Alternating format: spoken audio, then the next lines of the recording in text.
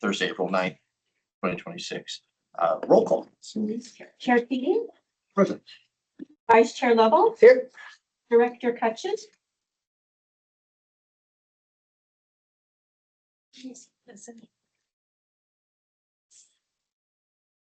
Thanks, we're good. I think we're good. Sorry. I don't know Yeah. but right now. So, Director Cutchin, Director Hensley, Here. Director Johnston, Here. Director Plummer, Here. Director Saxon, Here. Director Settlemeyer, Here. Director Stout. Here. And did we get Director Cutchin? He's just coming on. He's still on the old link.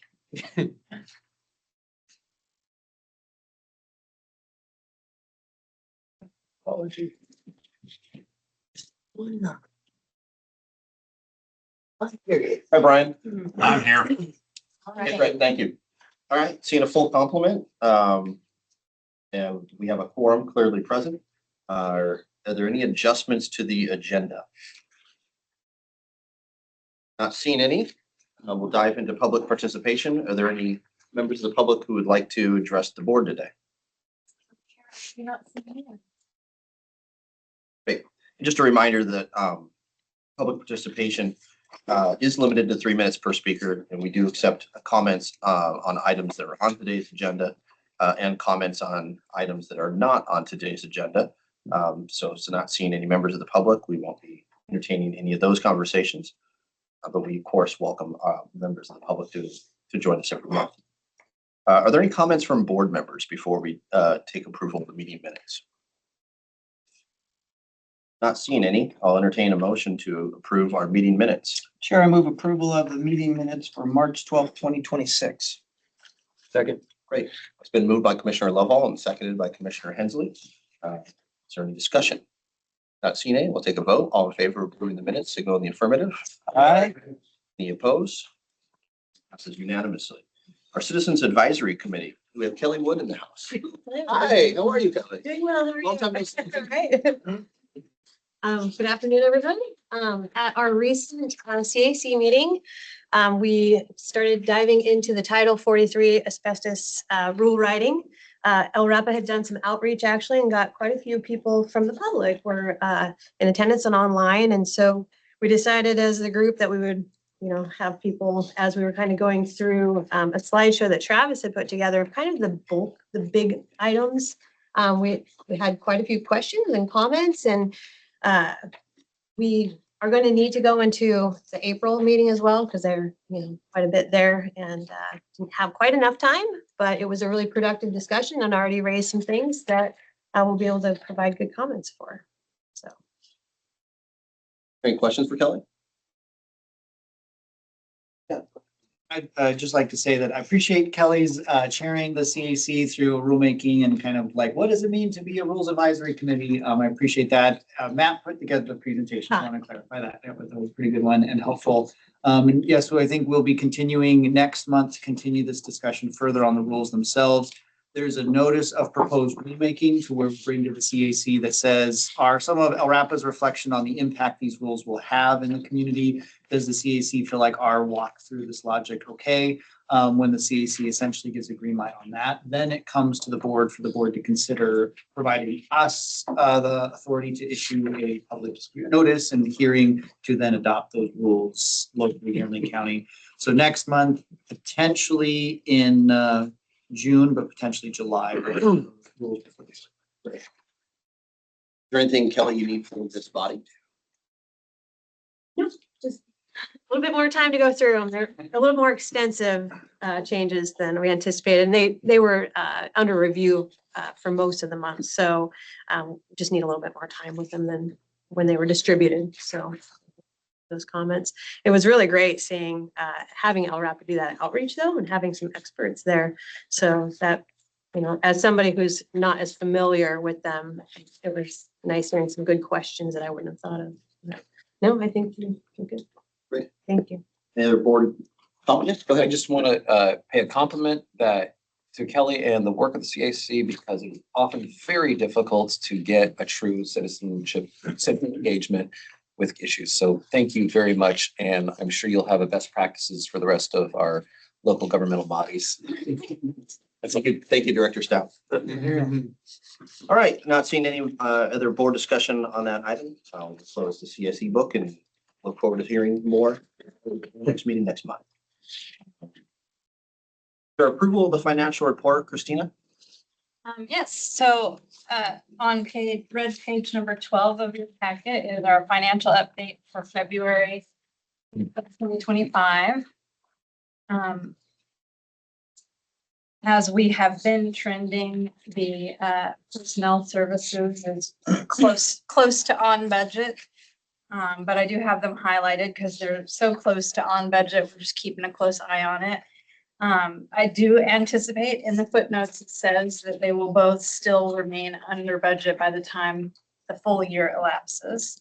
They're not in danger of going over budget at this time. And all other categories are well under budgeted spending so far. So the total annual percentage spent for all of the funds combined is 45%, and we could be up to 67% and still be on target. Does anybody have any questions about the financial update? That's red page 12. Yes. Do you have a fiscal year end target on what you think the budget expenditures will be versus revenues? In front of me, I don't have that number, but it's probably in the budget. But we're going to come in way under what we budgeted expense wise. So right now, and in the last board meeting, we said that there was not a supplemental budget need at this time. But let's see. You don't anticipate any expenditures out of the ordinary?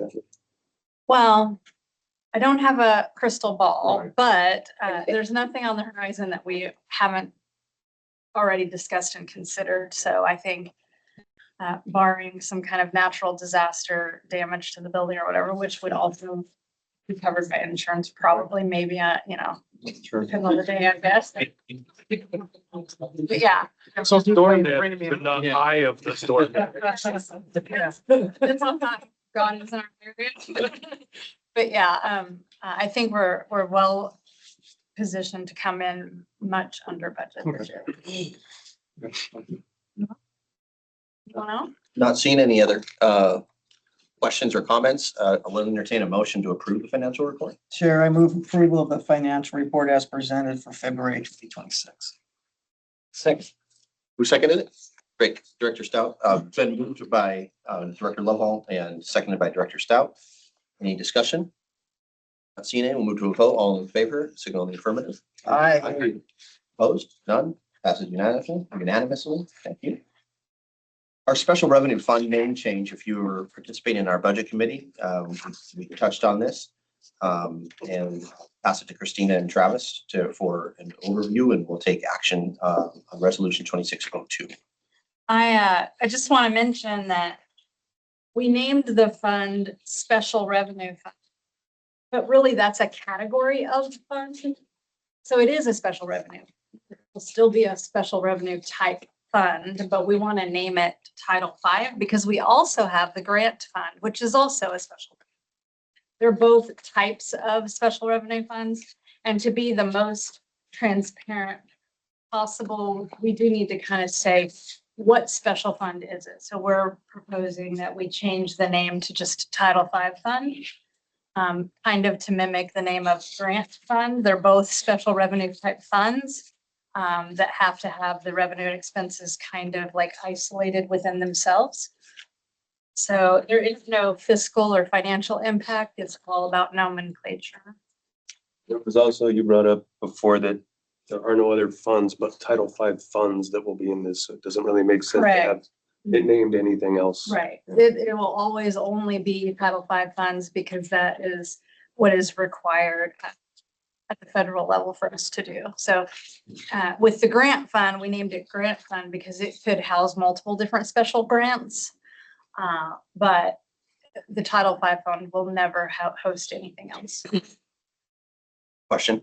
And I thought about this during our budget committee. I should have asked then. For auditing purposes, right now it's special revenue fund, parenthetical Title V. Will that be inversed for any future audits that whoever's doing that audit knows exactly what that used to be called? Yes, I think right now it doesn't have Title V in parentheses on the financial reports, but in the narrative it does. So going forward, the financial report will have the actual name, but in the paragraph, it will say the following special funds included in LRAPA's fund, fund accounting, and it'll list both grant fund and Title V. Okay. And then the general fund is a general fund type fund, and we don't need to have a different name for that because you never have more than one general fund. Artist previously known as. Right. Eventually the word specialty fund or special fund will kind of evaporate because it really describes the type of fund and isn't really meant to be the name of the fund. Cool. Any other questions or comments, board members? Online? Yes, Travis. Chair Keating, I'll just mention that in terms of like helping the auditor understand this change, that's what the resolution that we'll have, if the board's agreeable, sign. And so when we go into our next audit, this will be a component that they have that bridges that change for them as well. Great, thank you. For those following along at home, the resolution is page 014 of your agenda. Resolution. Not seeing any more comments or questions, we'll entertain a motion to adopt said resolution. Chair, I move to adopt special revenue fund name change to the Title V per resolution 2602, effective July 1, 2026. Thank you. Thank you, Vice Chair Lovall. It's been motioned by Director Lovall and seconded by Director Saxon. Any further discussion? Seeing any, all in favor? All right. Aye. Opposed? Unanimously, we've adopted resolution 26. Thank you.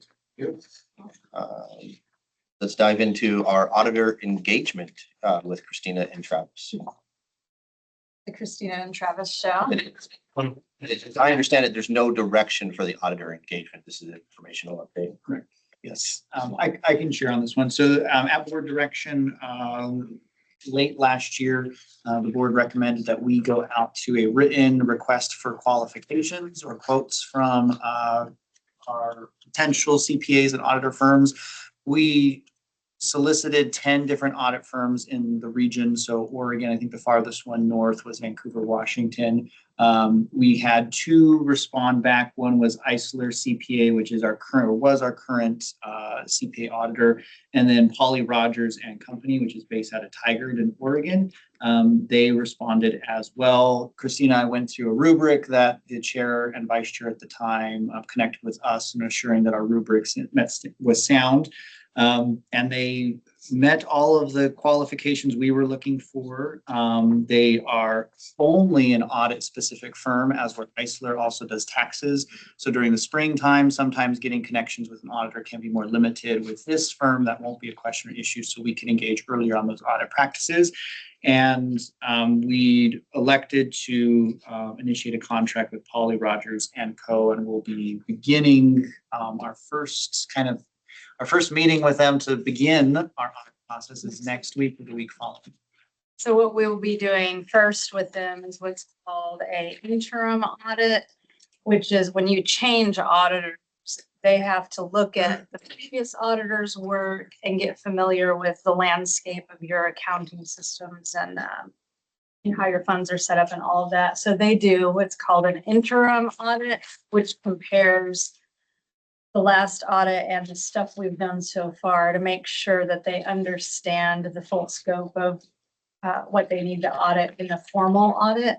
So it kind of tees up the next audit for them, and it gives them a significant amount of time to be able to ask questions to help them get familiar with our books. And so that interim audit is starting right now. They've already given me the list of things that they need. And then we have already got on the books to start the fiscal year 26 audit as early as August 1st. So we'll close the books. Like that, right? We'll close the books. Knock on wood at the end of July, which gives us 30 days after the fiscal year to get them closed. And then the next day we'll launch into starting to work towards getting that audit completed. And I feel like it's going to take longer. This first year is going to be more effort because they have never even, looked at anything to do with LRAPA's finances before. So that it's a learning curve for them, and it will take them a little while to get on. But I have every faith that it will get done before the December 31st deadline this time. If it doesn't happen, I don't know what I'm going to do, but we're starting even earlier this time. And because they don't have the conflict of doing taxes for corporate taxes and everything, it will be easier to manage the timeline, I believe. And Brian has a question. Yes. Travis, has the contract been signed already? Yes. You know if there's a retainage clause in there if they don't make deadlines where a certain percentage of the total contract price would be withheld? They do not have any language in the contract, no. Okay. But yes, I can see the value in that approach. Yes. Any other questions for Christina or Travis? Appreciate the update. Thanks for the engagement. Legislative short session review. I'll preface this by saying those who want to learn more tonight, there is a Dane County delegation legislative town hall this evening at 6 p.m. Happy to help you find a link if you want to participate in that virtual town hall. Yep, our legislative short session review from Executive Director Knudsen. Thank you, Chair Keating, members of the board. So the short session concluded earlier this year. LRAPA, we do not have as many resources we would like to be completely directly plugged in with the legislature. So a lot of our engagement is through relationships with DEQ. Erin Teverbaugh, who's a senior legislative policy analysis. She and I connect regularly, and she keeps us in the loop of what they're tracking. So before you are 4 House bills that from DEQ's perspective had some air overlap or component. I'll run through these with kind of a quick summation of what each one is. House Bill 4020 was permit not denial justification. So this essentially would require agencies to cite any specific law that they are using for a permit denial, which gives any applicant kind of a roadmap of how they could protest that denial. This is something that LRAPA already does whenever we're making our decisions, so there's no change there. House Bill 4021, this is a rulemaking notice requirement. So essentially it just codifies practices that DEQ and LRAPA are already doing whenever we're going through rulemaking change. So no changes to any work associated with that House bill other than just requirements now. 4084, a joint permitting council fast track. So this is not something that has a direct connection to LRAPA, but it potentially could. Essentially, the governor's office will create a council that connects with many multi-agency state agencies. So Oregon DEQ is one of them. The idea being if there's a project in the state, the governor's office can help prioritize it and create some coordination between all of the permitting agencies.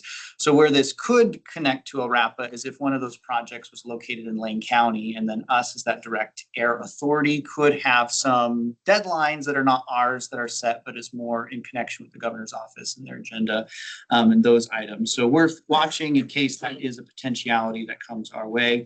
And then the next item, which I'm sure will have some interest of the board and potentially more board discussion, is House Bill 4102. So this is a third-party permit preparation for DEQ, which allows applicants, so sources, to fund an outside contractor beyond DEQ to issue their permit when a backlog exists. DEQ still has the authority of saying whether or not that permit meets all of their requirements and is environmentally sound. This becomes in effect January 1st, 2027.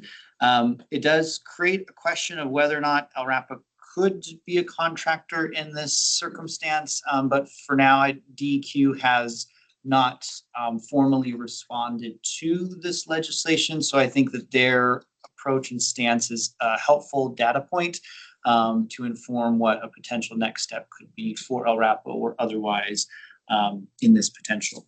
So of the short session, those are the 4 House bills that have some sort of air component that I thought would be advantageous to share with the board today. Director Lovell. Thank you, Chair. Travis, I was just kind of wondering, as you know, Michael and everyone here on the Budget Committee had a discussion about outside revenue. Would that HB 4102 be a state mandated thing that we would have to perform and they would not pay us for, or is that maybe a possibility for outside revenue? I think that is a potential for outside revenue, but I don't know specifically how that could look or how that would look. Questions come to mind of like, we have our titles and our rules and regulations, which mimic and are very similar to DEQs, but we would need to be operating fully within their framework, especially if it was a source that was outside. Well, it would be a source to be outside of Lane County. Also, I think that there's a component of how much resources do we have that we're able to divert to some of these items. So for me, it would be an understanding of what that potential revenue would be, and that revenue to be greater than what the cost investment would be into doing this work. And those are all open questions still, but I do think that this is something worth looking at and keeping an eye on. Yeah, awesome. Yeah. The House bill doesn't direct who the third party would be, so it's not a mandate for LRAPA to be that third party. I just wanted to make sure everybody understood that. It's just any third party other than DEQ is kind of what my understanding is. So it could be a private, permit writing. I think Director Saxon has a question and then I have a follow-up. Well, other states do hire consultants to help, with surge requirements on permits. Is this primarily directed to the backlog on Title V? I believe it's just backlog in general. I don't believe it's specific. So I brought this up at the last meeting about, whether LRAPA had some excess capacity, to take on some additional work. Just because my past consulting life, it was like, project utilization, how busy staff were, billable hours. And so do you think it's possible that you and the team could just take a look at what is the workload and is there a capacity to take on work and be in a position as DEQ starts evaluating, looking at outsourcing some of their backlog, whether there's any opportunity. And if you had some good hard numbers, I know that workload varies, depending on when permits come in and all that, but it'd be interesting to look at, do you have excess capacity to take on work? Yeah, Max and I have had conversations around this already, and I think we're both wanting to understand what that capacity looks like, and not just what the capacity availability is, but what does the need requirement of engaging on this work. I think an aspect that's really valuable to LRAPA or to Lane County and us doing our work that's county focused and being within the metro area, which is where most of our stationary sources are from, is if there's a new project, a new modification, a change at a facility, it's easier for us to go on site, ask questions, have a hands-on understanding than a circumstance, which is the case sometimes. For example, Oregon Department of Environmental Quality, their eastern office is based in Bend. And so if they have a Bend permit writer, but there's an item going on in Klamath Falls, that's kind of a whole day trip to get down there and back to get some of that hands-on information. And would that create a circumstance where if we have those similar questions, are we now needing to understand how we can logistically get someone to a different location far removed from us? So it's understanding what that potential additive work can be to then compare it with what our current resource is. And that's where understanding that revenue and then funding all of that work exclusively with that revenue, I think starts to make that a more appetizing of an opportunity.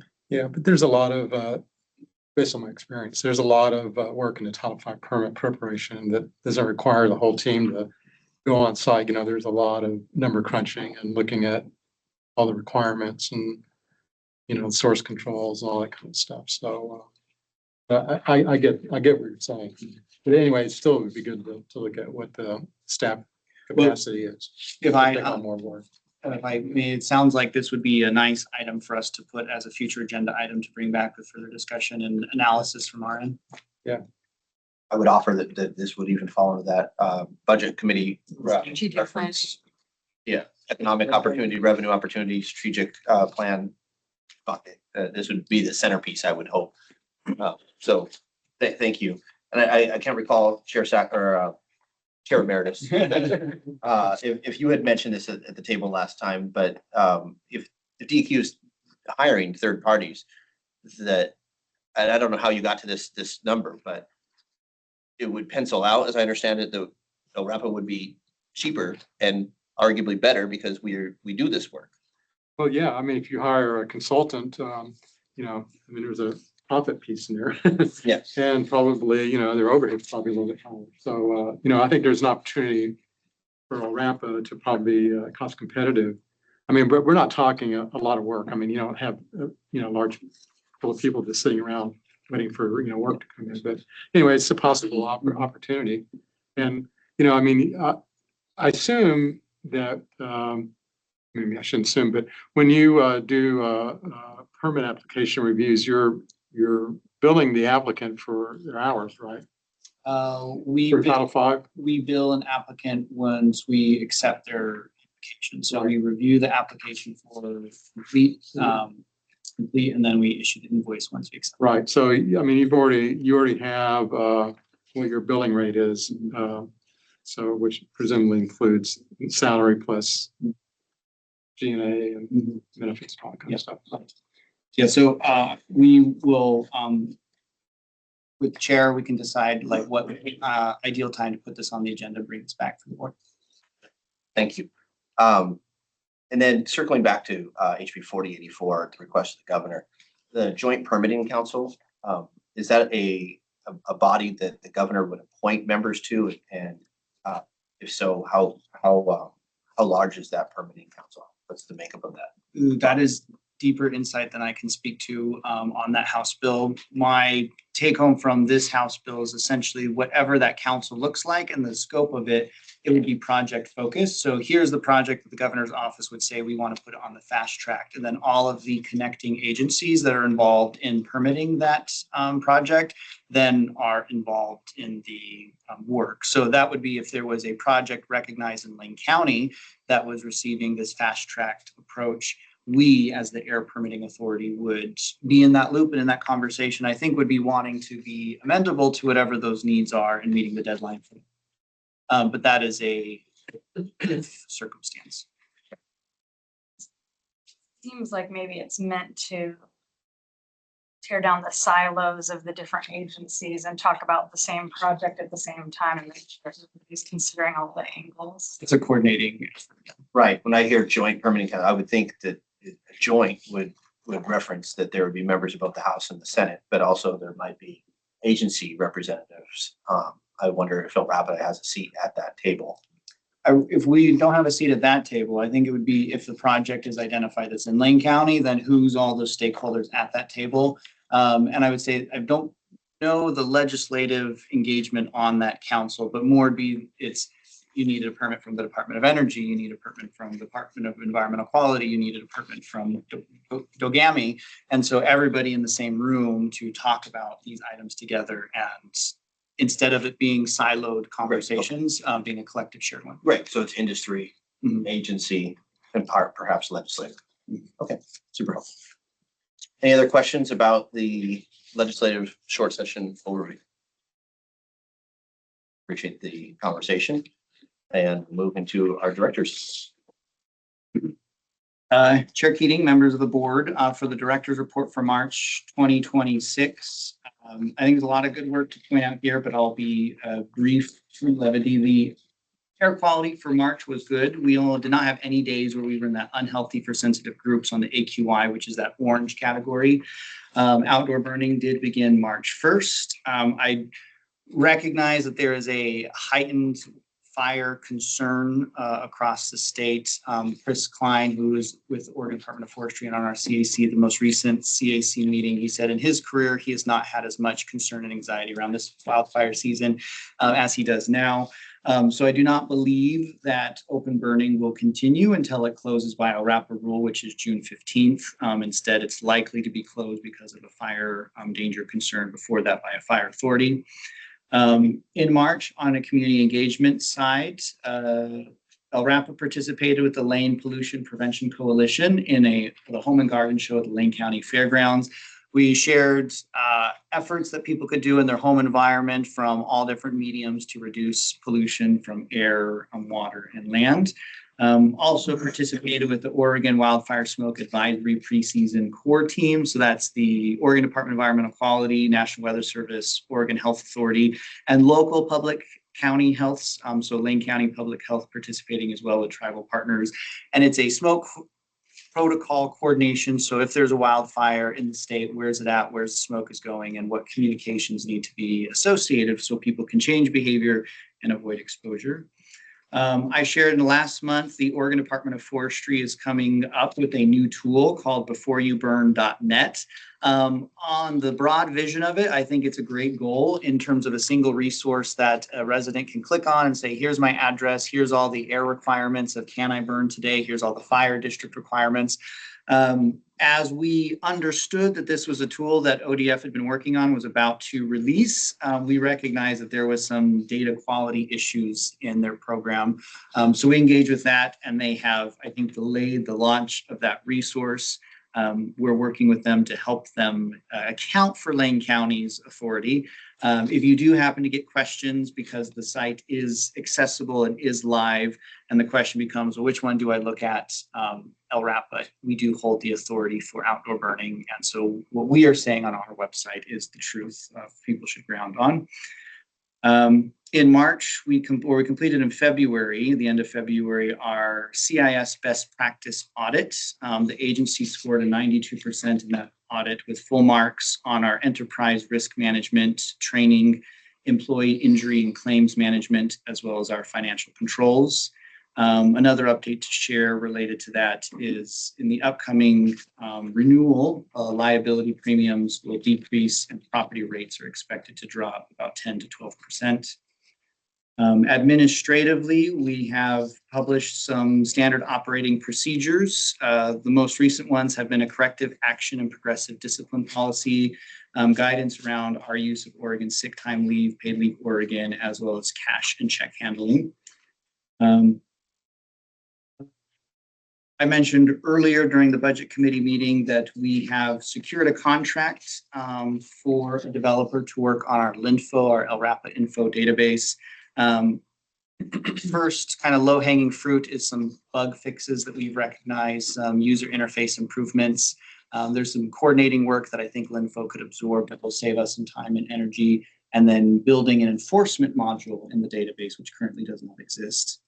And finally, as we talked about with the financial review, our funding spending is 45% of the expenditure, which 67% of the year has elapsed, which means we are below budget for the fiscal year thus far. And that's the conclusion of the director's report for March. I'm Director Keating, and I'm happy to take questions or elaborate further. Any questions for the director? Yes, Director Lovell. Thank you, Chair. Yeah, I was just looking over to Matt when we were looking at that wildfire concern and the outdoor burning season moratoriums coming upon us. Is there any free access that we have to public information on the airwaves that we could start putting that word out? Hey, fire season looks pretty intense this year. We're going to shorten our burn season. So at the end, people aren't like, telling us how bad we are because we didn't give them enough notice that burning season was going to curtail early. I see. I think that it wouldn't be too difficult to put together a PSA. It would just be a matter of whether anybody would want to share that PSA, but we can put our brains together and see if we can come up with something. In terms of a PSA, I would think that CPNW Morning Show or KLCC broadly, both entities would welcome content. And from a former radio guy, you can No. From Travis and Matt. Don't write it. I'm not stepping foot in. It's up to the chair to perform it. No, but I think in addition to a recorded PSA, having some live engagement would be welcome. Yeah. I'm sorry. Brian, go ahead. Hey, Travis, it's great to see the SOPs being published. Coming from a military background, we live and die on SOPs, but I'm wondering, does each of the SOPs have an owner that is going to be responsible for annual review or however you want it, whatever periodicity you choose? Yes, so that's part of the framework that we're establishing and getting into not just having something established, but making it a routine. So then that routine becomes the habit, and then the habit is ours to keep us together. But yes, every SOP that's published does have an owner. The ones there specifically, aside from the cash check and handling, to which Christina is the owner of that one, but Rochelle Nicholas is the owner of those other admin policies. So we do have that assignment, and we have in our SOP document control policy an annual review of them for any updates, or if the workflow has changed and the policy needs to update, or the policy hasn't changed, but the workflow seems to have changed, we can align both. Oops, you're on mute. You're on mute, Director Cutchin. Oh, no. It's okay. Oh, if you can hear us, Brian, we can't hear you. Yep. I got you now. I don't know why it automatically muted me. I guess it's, anyway, they're so great for succession planning. Those SOPs are, so yeah. Thanks for putting those together and the staff. Yeah, I agree. They have a lot of value. Can I ask a follow-up? Will those be made available for the board to review? If the board's interested in seeing them, we can, I think, present them to the board. Yeah, I would love to see them. There's a lot of them. Be careful what you wish for. I have a question, maybe more for Matt, if it's okay. When we were like at, alongside our partners at various events, like at the home show, et cetera, are those more qualitative exercises, or do we have a way to quantify public engagement? Like, are we building an email list, or what does success look like when we're at those events? In particular for the one with the Lane P2C that was at the home show, being that it truly was a joint venture that we were asked to join on. I wasn't able to do some of the things that we do typically at our boothing. So when we're at the Springfield Block Party or Jerry's events, Bless you. yeah, bless you. We actually will incentivize people to give their information to share with us to sign up for our newsletter and whatnot, often for a chance to win a room, a HEPA air filter or purple air sensor, something of that nature. And so then we do try to get a head count of how many people come through. But I mean, in the end some events are more robustly attended than others, and you really never quite know. And so my main goal is to have someone come in, feel like they've connected with someone with our agency, have them hopefully have a question or a comment. And with the pronounced level of wildfire activity, that is such a big topic that almost everyone's impacted by, that has really added value for people to understand what air quality is. And so I really enjoy being able to know that that is almost guaranteed to be something that we can engage with even if they don't know about what we do. But as far as having really hard set data, no, I mean, especially from Lane P2C, perhaps they collected that, but I was unsuccessful in having anything there to collect things that I could then interact with individuals. Does that answer your question? Yeah, it's helpful. Chair Keating, I can elaborate too. I think that philosophically, when it comes to outreach, I favor things like our boothing or participating in Lane P2C, going to the Active Bethel celebration, Jerry's Friday, Saturday. One, because these have demonstrated that there's lots of individuals to the point where when you're boothing these, it becomes almost an exhaustive sort of ongoing stream of folks in and out. And I think that outreach has a lot more value than putting energy and effort into things like social media, because if you have a very busy event and we have a booth that I appreciate Matt and his time in this chair has helped to make it more of an engaging, interactive instance for folks. So that way it's a 3-5 minute conversation that has a lot of value. And if we know that the event, there's enough people there that when we're staffing it, we're going to be ongoingly having these 3 to 5 minute conversations with folks. By the end of the 4-hour segment, I think that we will touch so many more people and pass along so much more information than that same energy in other avenues of reach, such as a post on Facebook or something like that. Yeah, Dylan. I have a unrelated question, but I really appreciate always these readouts on the air pollution that we get, like attachments 1 and 2 on the page 36 and 37 of our charts. And I'm just wondering if there's more kind of granular air pollution data that can be shared with the board.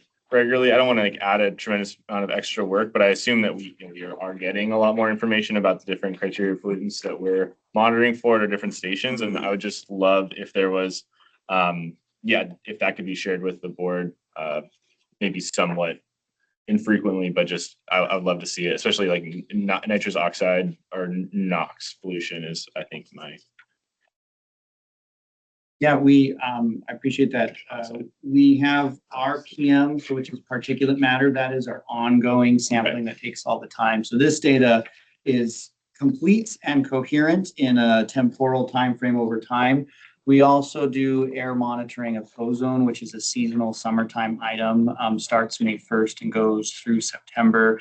And then we have our air toxic sampling or hazardous air pollutants, and that's a single day sample on a 6-day window. So every 6 days we will take a sample.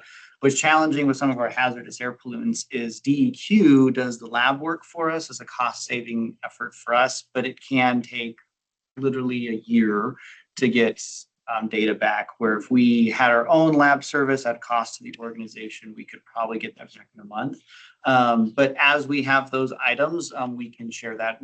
We have more recent air toxics data that's actually in the annual report, but bringing some of that information before the board, I think. Thank you. Thank you, Director Plummer. Yes, Director Saxon. Yeah, Travis, we haven't had any updates on Cleaner Oregon, the toxics program in a long time. I'm kind of curious what's going on with that. Sure, with the sources that LRAPA is following.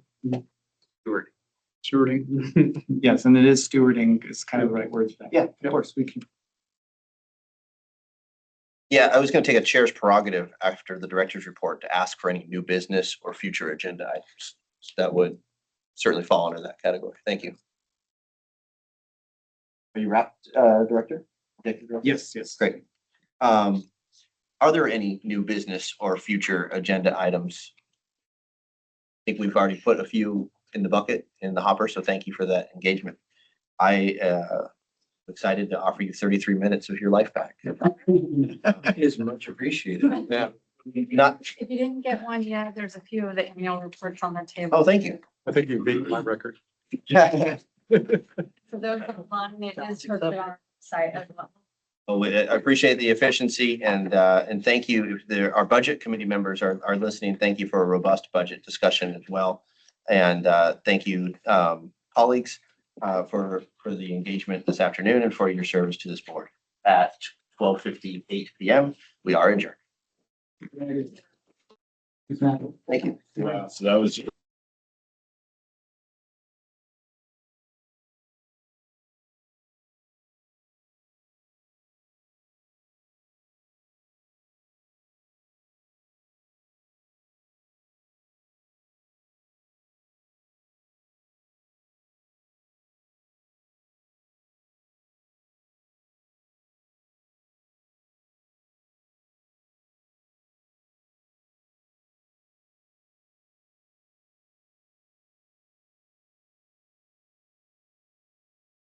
Oh, yes.